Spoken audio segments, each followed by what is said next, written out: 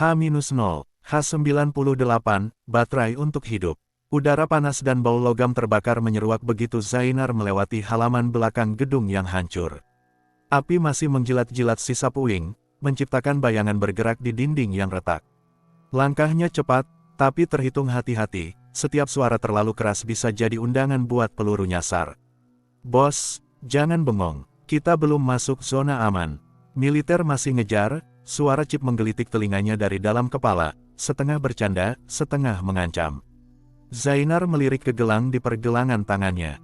Angka 123 berpendar lembut, tapi itu cuma angka, detik jam pasir yang bisa habis kapan saja.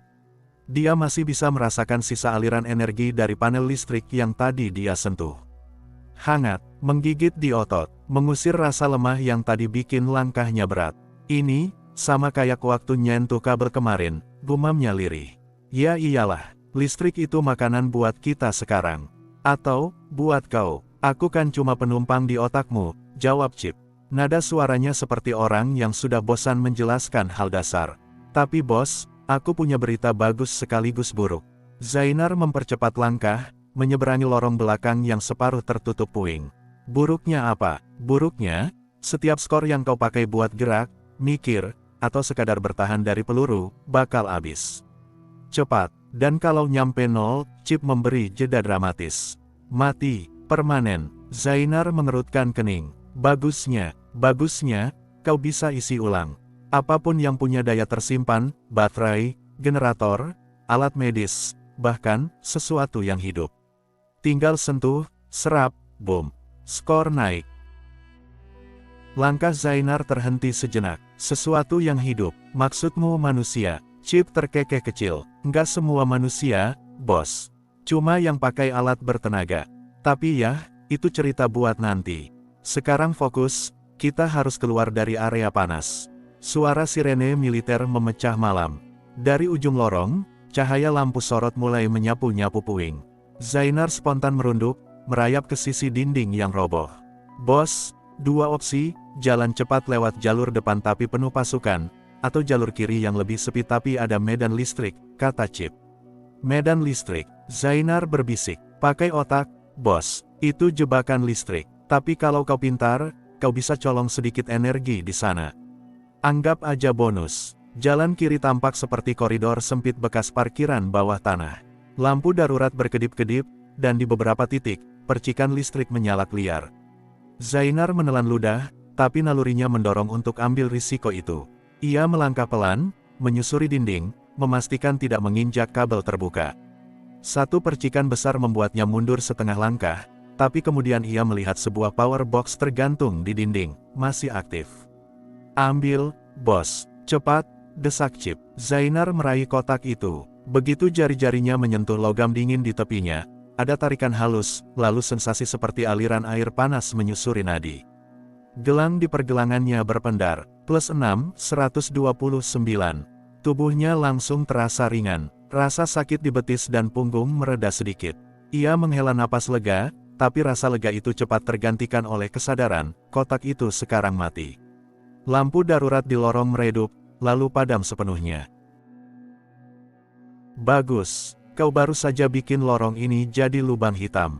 Kalau ada orang yang butuh lampu di sini, ya, mereka nasib, Chip menimpali, nada suaranya seperti sedang membacakan lelucon gelap. Zainar menatap kotak itu beberapa detik. Rasa bersalah muncul, tapi cepat dia singkirkan, kalau dia mati, rasa bersalah itu tidak akan ada artinya. Dia terus bergerak. Dari ujung lorong, terdengar bunyi langkah cepat. Dua tentara muncul, menyapu area dengan lampu senjata. Zainar memanfaatkan gelapnya lorong yang baru saja ia ciptakan, bergerak tanpa suara, menempel di dinding sampai bisa lolos melewati mereka. Begitu sampai di ujung parkiran, ia melihat pintu besi setengah terbuka dengan tanda unit medis darurat. Dari celah pintu, cahaya putih hangat memancar.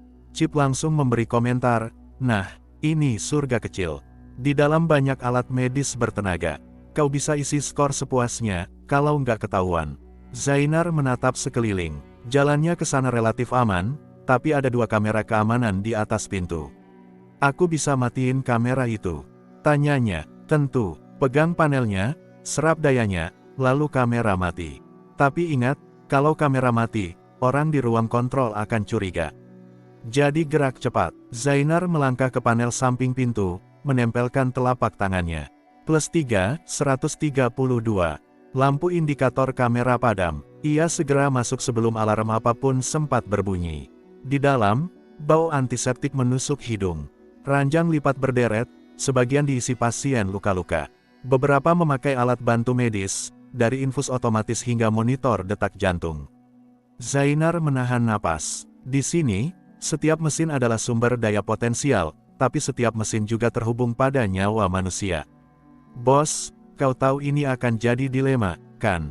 Chip berbisik, kali ini tanpa tawa. Zainar berpura-pura memeriksa meja peralatan. Ia menemukan defibrilator portabel. Begitu menyentuhnya, skor naik +5, 137, tapi alat itu langsung mati. Ia cepat menaruhnya kembali dan melangkah ke sisi lain ruangan. Sebuah pintu kecil di ujung ruangan menuntunnya ke gudang alat medis. Di sini, rak-rak penuh baterai cadangan, lampu operasi portabel, dan bahkan power cell untuk alat bedah. Zainar hampir tergoda untuk mengisi skor sampai penuh, tapi sesuatu menahannya. Kalau aku ambil semuanya, pasien di luar bisa mati, gumamnya.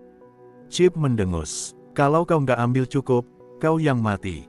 Pilihan, bos. Hidupmu atau hidup mereka. Zainar memejamkan mata sejenak. Dia mengambil 2 baterai besar dari rak, skor naik +10, 147, lalu segera mengembalikannya sebelum ada yang masuk. Ia keluar dari gudang, langkahnya cepat. Tapi baru saja ia akan menuju pintu keluar, suara militer terdengar di lorong depan. Mereka masuk dari pintu utama, bisik Chip. Bos, kalau kau mau selamat, ambil jalur ventilasi di kanan. Zainar melihat kisi ventilasi setinggi pinggang. Ia menendangnya, lalu merangkak masuk. Ruang sempit itu gelap dan panas, tapi suara sepatu bot di belakangnya memotivasi untuk terus maju. Di tengah merangkak, ia mendengar suara mesin berdenyut di sisi kiri saluran, mungkin generator cadangan. Tangannya spontan menyentuh dinding tipis yang memisahkan mereka. Rasa aliran listrik kembali mengisi tubuhnya. +4, 151. Ah, itu baru namanya investasi, kata Chip puas. Kau mulai belajar, bos. Zainar terus bergerak, tapi di dalam pikirannya, rasa nyaman dari skor yang naik itu bercampur dengan rasa takut. Kalau benar yang Chip bilang, maka suatu hari dia mungkin harus menyentuh sumber daya yang lebih hidup. Dan itu bukan hal yang dia mau pikirkan sekarang. Udara di ventilasi mulai berubah panas, tanda dia mendekati area mesin. Zainar mempercepat gerakan, berharap jalur ini membawanya keluar sebelum para tentara menemukan pintu masuk ventilasi. Ventilasi berakhir di atas sebuah koridor rumah sakit militer yang sebagian lampunya mati. Zainar mendorong kisi logam, menjatuhkan dirinya dengan hentakan ringan. Begitu kakinya menyentuh lantai, suara Chip langsung terdengar. Skor 151. Aman untuk beberapa jam, kalau kau nggak banyak gerak. Tapi lihat ke depan, bos. Di ujung koridor, ada jendela besar yang menampilkan pemandangan luar, kota hancur di bawah cahaya merah darurat. Kapal perang melayang di kejauhan, seperti predator yang sabar menunggu. Tapi bukan itu yang menarik perhatian Zainar, melainkan sosok 2 tentara di bawah jendela, berbicara lewat radio. Mereka makin banyak, gumam Zainar pelan. Ya, dan kita nggak punya kemewahan buat sembunyi selamanya, balas Chip. Kau harus selalu punya skor cadangan. Sekarang mungkin 151, tapi besok pagi bisa 80 kalau kau kehabisan suplai. Zainar melangkah mundur, mencari jalan keluar lain. Tangannya menyentuh pintu yang bertuliskan ruang isolasi, unit perawatan intensif. Pintu itu terkunci, tapi kunci elektroniknya masih menyala. Bos, di dalam itu ada gold mine. Chip terdengar seperti anak kecil melihat toko permen. Alat medis high-end, semua bertenaga penuh. Dan, pasien. Zainar mengetukkan jarinya di kunci. Dalam sekejap, sistem mati total. +2, 153. Pintu terbuka dengan bunyi klik. Udara di dalam lebih dingin. 4 ranjang berjajar, masing-masing dengan pasien yang dihubungkan ke berbagai mesin, monitor detak jantung, infus otomatis, ventilator. Cahaya monitor berkelip, menandakan daya penuh. Kalau kau mau isi skor sampai 200, ini tempatnya, kata Chip santai.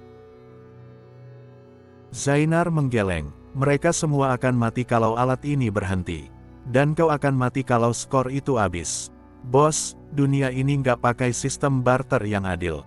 Seseorang akan selalu bayar. Dia mencoba mengabaikan chip, berjalan menuju lemari peralatan di sudut ruangan. Dia menemukan satu baterai cadangan untuk monitor, menyerapnya. +5, 158. Saat dia menutup lemari, bunyi langkah terdengar dari luar. Tentara, suara mereka semakin jelas. Zainar menahan napas, menatap sekeliling ruangan. Tidak ada pintu keluar lain kecuali pintu utama yang sekarang menjadi sumber suara langkah itu. Bos, ini waktunya pilih, tetap di sini dan ketahuan, atau keluar lewat jendela. Tapi kalau kau keluar, kita nggak punya waktu cari suplai lagi hari ini, Chip mendesak. Zainar menatap pasien di ranjang dekat jendela. Seorang pria tua, kurus, napasnya diatur oleh mesin ventilator elektrik. Kabel-kabel menempel di dadanya, layar monitor menunjukkan garis ritme yang stabil. Jangan bilang aku harus, kau tahu sendiri, bos. Satu sentuhan, skor naik banyak. Cukup buat kau kabur cepat. Atau, tunggu di sini dan lihat apa yang dilakukan pasukan itu kalau mereka tangkap kau. Langkah di luar semakin dekat. Pegangan pintu bergerak. Jantung Zainar berdegup keras. Tangannya bergetar saat ia mendekati mesin ventilator. Maaf, gumamnya, entah pada pasien itu atau pada dirinya sendiri. Begitu telapak tangannya menyentuh mesin, arus hangat melesat ke seluruh tubuhnya. Skor di gelang melonjak +15, 173. Tapi di layar monitor, garis ritme mulai goyah. Bunyi bip menjadi panik. Pria tua itu tersedak, nafasnya terputus-putus. Mata yang tadi tertutup kini terbuka sedikit, menatap kosong. Lalu garis monitor lurus. Bunyi beep panjang memenuhi ruangan. Pintu di belakang terbuka. Dua tentara masuk, tapi Zainar sudah meloncat keluar jendela, mendarat di atap logam gudang kecil di bawah. Suara alarm medis dan teriakan perawat membaur di belakangnya. Dia berlari tanpa menoleh, napasnya berat. Skor tinggi di pergelangan tangannya terasa seperti beban di hati. Selamat datang di dunia yang nyata, bos, kata Chip, kali ini tanpa nada bercanda. Sekarang kau tahu, hidupmu dibayar dengan hidup orang lain. Zainar tidak menjawab, dia terus berlari melewati gang sempit, lampu-lampu darurat memantulkan bayangannya di dinding. Setiap langkah terasa seperti menambah jarak dari kematian, tapi juga menambah jarak dari dirinya yang dulu, dari manusia yang pernah punya batasan moral. Di ujung gang, dia berhenti sejenak, menatap angka 173 di gelangnya. Matanya terasa panas, tapi bukan karena asap. Kalau ini satu-satunya cara buat bertahan, berapa banyak nyawa lagi yang harus aku ambil? Chip hanya diam. Untuk pertama kalinya sejak mereka terhubung, tidak ada jawaban.